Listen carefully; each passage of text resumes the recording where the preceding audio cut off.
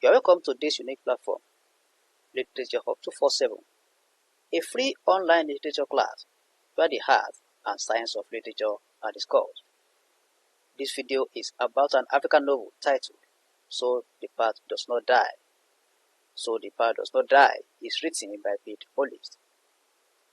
Earlier on this platform, we've discussed the plot summary, the prologue, as well as chapters 1 to 15 of this novel. If you need the link to any of the previous videos on this novel, make your request to the comment section and the links will be sent to you. This is chapter 16 of the novel.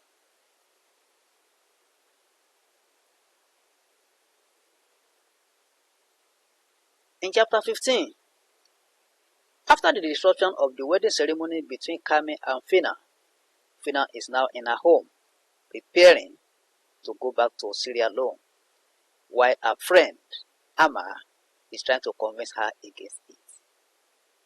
Chapter 16, we are now in Kami's house. Let's see what happens there. Kami's house is full of sympathetic friends and family.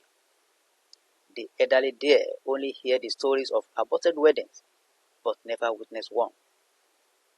No one of them can share the experience to pacify Kami. Since they are experiencing it for the first time, so they don't know how to talk to him or how to pacify him. They don't know what to tell him. The people think of what to do with their gift, since it's meant for the couple and not for Kami alone. They set this aside to give moral support now. Many of them wonder about the details of Jamal, who interrupted the wedding, the bride, and their courtship. They are curious about this, and they come to Kami's house, waiting to hear from him. All eyes are on Kami as he enters the house. He goes straight to his grandmother, sitting on a sofa, and kisses her and her hands. He nods to the other guests in the room.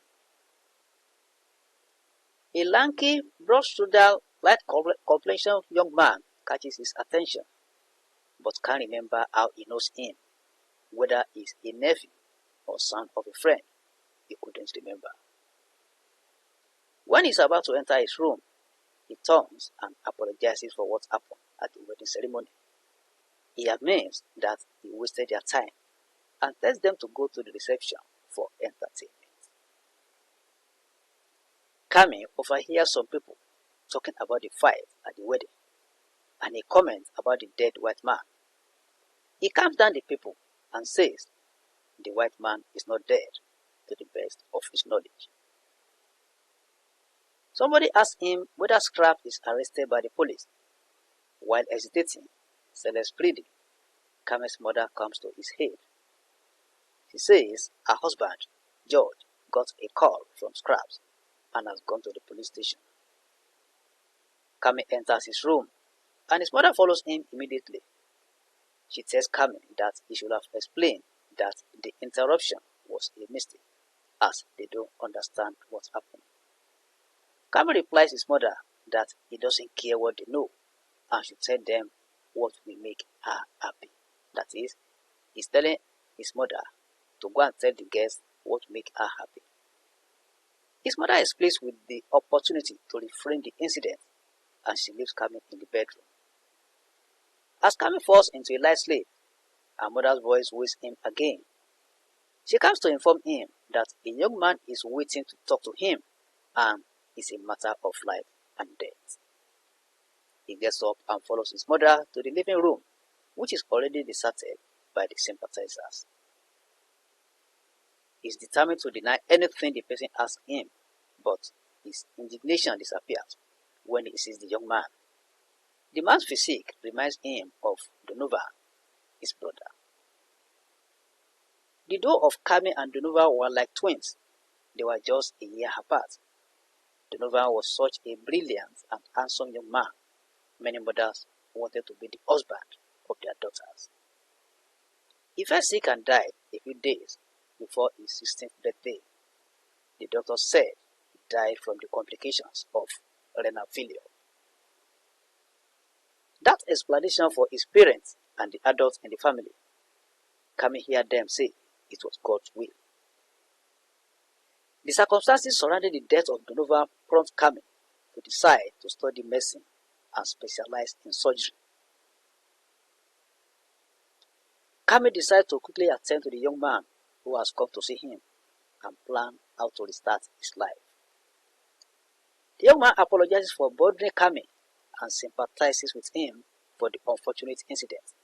Kami says it doesn't mean his sympathy, but should go straight to the point. The young man says Kami is his father. Here, we have the use of suspense here. That is, the author has used suspense here. So, the scene now shifts to another scene. The plot shifts to the police station, where Casey is being interrogated. He has earlier been convinced by a detective that he doesn't have much time to spend in the police station. This makes Casey comply and follow them. He is also confident that Scrap will be charged with assault, but he is surprised when the detective asks him who threw the first punch. Casey explains that he was only trying to stop the fight. The detective leaves the interrogation room and tells Casey he will be back. He re-enters the room 30 minutes later with Edna following him. Casey is happy to see Edna. The detective tells Casey that Mr. Trebon's wife and the island guy say Casey started the fight. Casey springs up and denies it. He startles the detective that it's a lie. The detective gets hold of his gun's poster and orders Casey to calm down. Casey calms down and replies to the detective's question that the people lie about him to protect their boss. He says Aman can even testify that he was trying to save the white man. The detective threatens that if the man dies, Casey could be charged with manslaughter. Casey insists that he didn't start any fight and didn't see the man's wife. He adds that Kami can also testify that he saw everything. The detective wishes to meet Kami and interrogate him as well. Casey is eventually released around 8 p.m. with the instruction that he should not leave the Washington metropolitan area. The idea to make Kami tell the police what he saw makes Casey feel vulnerable in the hands of Fina and Kami. These are the people he will not like to determine his fate, It's just because of the way he treated Fina when they were in Syria alone. That is why he's feeling that way. So that's the end of chapter 16 of So the Path Does Not Die. If you are new on this platform, try and click on the subscribe button and the bell icon so that you'll be part of the class, and whenever any video is produced, you are going to be notified. You are free to share our videos on any social media platform. Like the video, invite your friends and colleagues to join us. Teach your teachers in the house, introduce your students to this platform. Parents, introduce your children to this platform. If you have any comment or question or request for any of our videos, just send it to the comment section and it will be attended to. Let's meet in the next chapter. Thank you and God bless.